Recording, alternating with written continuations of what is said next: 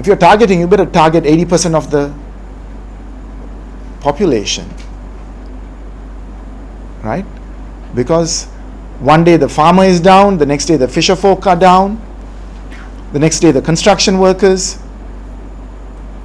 And when you go and look at what they have, they might even have a cell phone.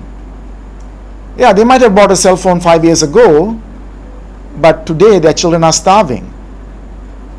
So what does targeting and what does all this enumeration mean when you go look and see whether they have a bicycle, do they have a television in the house, right? Because this is not normal times. We're looking at a whole economy collapsing, and so you can't do targeting in those kinds of dynamics. The issue I want to focus on is another more neglected issue, whether it comes to debt restructuring or the IMF agreement. In Sri Lanka in the 1970s, during the last major crisis that some of you will remember, there was a lot of attention on the agrarian question.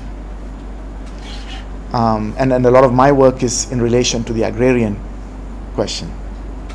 How is this crisis, how is the IMF agreement and its program, how is debt restructuring going to shape the agrarian issues going forward? Agrarian is much broader than just agriculture, right? It's people's relations to agriculture, land, and their food. And I think we have not even started looking at it, because a lot of what even our president says all the time, that he wants to modernize agriculture, right? We've been talking about modernizing agriculture for the last 4 decades. When people don't have food, when people themselves are turning to forms of subsistence to be able to survive, instead of encouraging them and helping them find avenues of getting access to food, we are still talking about agricultural modernization and agri-businesses without any regard for the food crisis that we are facing. A crisis like this definitely leads to changes in landed relations. Who owns land? Who gets access to land? We saw that in the 70s. We saw that in the 1930s, when the Land Development Ordinance came about during the Great Depression. We saw attempts at land reform in the 1970s. And the reason I feel that we need to introduce this concern about agrarian issues now, this crisis will definitely also impact on it and shape the way land is owned, accessed. And during these kinds of crises, we talk about the peasantry being dispossessed, but there's also now this new idea of repeasantization. People go back to the land because at least there they can produce enough food for their own survival. We are in that kind of a crisis now. If I can just take a few minutes more, as I know I'm out of time, just a couple examples and an alternative. Because I think these are also times to, the other hat I wear is I'm the chair of the Northern Cooperative Development Bank, which is the federation of all cooperatives in the northern province. And when we saw this food crisis, we did a sort of a pilot over the last 6 months, because it's a crisis of food where even our staple rice people can't afford. In a place like the north, where it's a net producer of rice, right? We almost produce 2.5-3 times the rice that we consume in the north, but we could see that people could not access rice even in that context. The price of rice went from 120 rupees in some places to 350 rupees last year. So we took one island of Karainagar, and we've been doing a pilot there for the 6 months, because we looked at what was there in the 1970s. In the 1970s, we had a rice subsidy where each individual was entitled to 1 kilogram of rice per week. That was there from the 60s to 70s. In sometimes it was a full subsidy, sometimes it was a 50% subsidy, so you have to pay for 50% of it. And I think it was the food subsidy that kept us afloat during the 1970s without, huge levels of malnutrition and so on. It was really harsh times, but without that, the intergenerational impact would have been huge.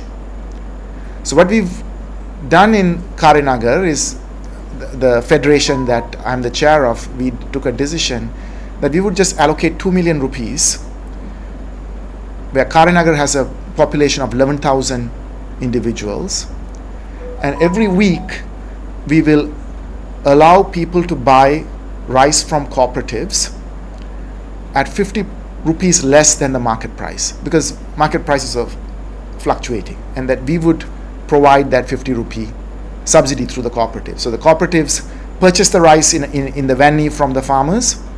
We mill it in cooperative mills.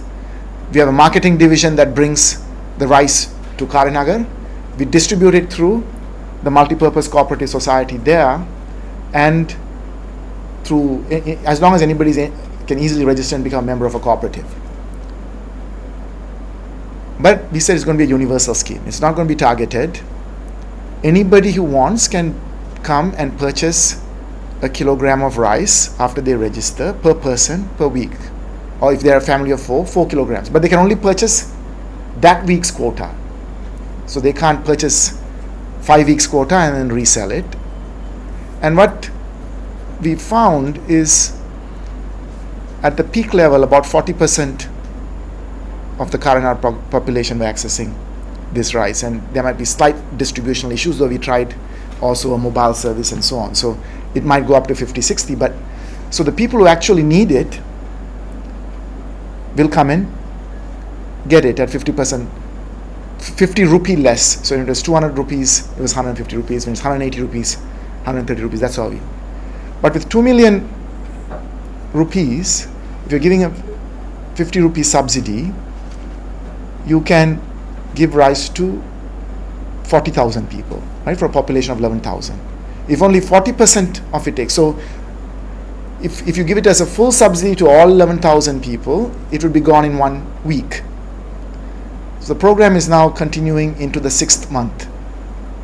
So there are ways in which universal support can work to support people who really need food, but we are not thinking outside the box at all.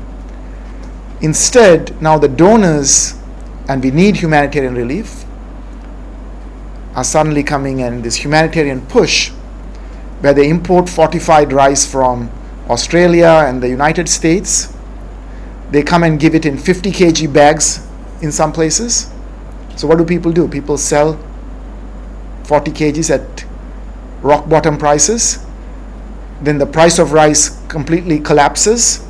The farmers won't be able to produce next season. So I think we are not understanding what the dynamics of a crisis, but these were the kind of systems that we had. I mean, the multipurpose cooperative society that I work with, they were started in the 1960s and 1970s. We had a public distribution system back then where we purchased paddy through the paddy marketing board and we distributed it through the. We have to think of systems like that. Coming back to land, and I'll end with this, we have to strengthen people's access to land. We are doing a bit of research in the hill country in Norelia, and in the 1970s, actually, estate companies encouraged, when there was the famine in the estates, gave small plots of land, very small plots of land, to workers to cultivate manioc and vegetables and so on, because there was a famine. Even the estate companies who never want to do this did that, and that cultivation continues today. People are squatting, capturing fallow lands and cultivating. this is a time when we have to really think seriously about the question of land. I mean, that's my focus of the agrarian question, to be able to get people to also, the state has no resources. We know the state is bankrupt. That's not an excuse in my view. In these times, if we have to push back and push for deficit spending, there's no other way in a crisis. But land is the only resource that the state has.